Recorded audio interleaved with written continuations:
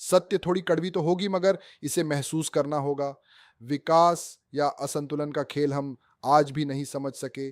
आज भी हमें विचारधाराओं की प्रयोगशाला बनाकर रखा गया और हमें ही दसियों से यायावर बना दिया गया।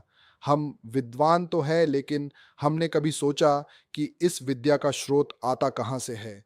हम नौकरी करने में, चाहे वो उच्च दर्जे की हो व निम्न महारत हासिल कर ली, मगर कभी सोचा कि हम नौकरी कर किसके लिए रहे हैं? यही दिक्कत हमारी मातृभूमि को बीमारू बना दिया, क्योंकि हमारी सोच हमेशा अपने पड़ोसी, अपने सगे संबंधियों को अपने से छोटे देखने की रही है, जिसे हम नौकरी में सफल होने वाली शिक्षा कहते हैं।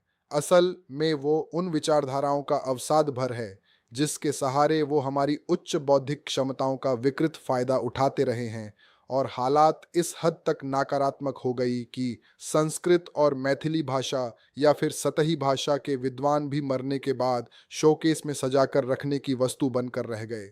बैद्यनाथ मिश्र यात्री इनका जीता जागता उदाहरण है।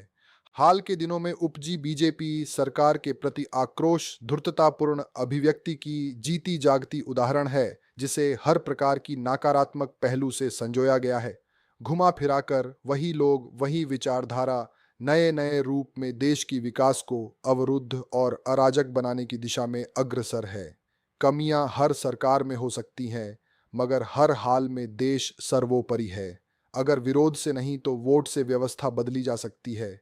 खासकर मैं बिहार, उत्तर प्रदेश और बंगाल के लोगों से अनुरोध करना चाहता हूं कि इस प्रपंच को समझें। आज़ादी के बाद से अब तक दिल्ली, पंजाब और हरियाणा की कुछ लॉबी भारत सरकार की सारी तंत्र का दुरुपयोग कर पूर्वोत्तर को हाशिए पर धकेल दिया। अंतर्राष्ट्रीय खेल का सिलेक्शन केवल हरियाणा से, किसान लॉबी केवल पंजाब से, कृषि उत्पाद और खनिज लूट की लॉबी केवल और केवल कांग्रेस की सत्ता चलाने वाली माफियाओं के चंगुल में फंसी रही।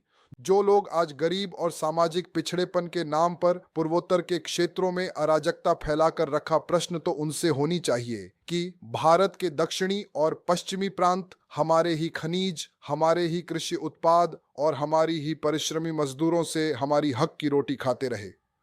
हमें समाजवाद, साम्यवाद और सामंतवाद की कुछ पुरानी टोटके को दिखा दिखाकर आपस में नफरत करवाती रही, नहीं तो आज आज़ादी की समय सबसे विकसित पूर्वोत्तर राज्य की हालत इतनी गंभीर नहीं होती।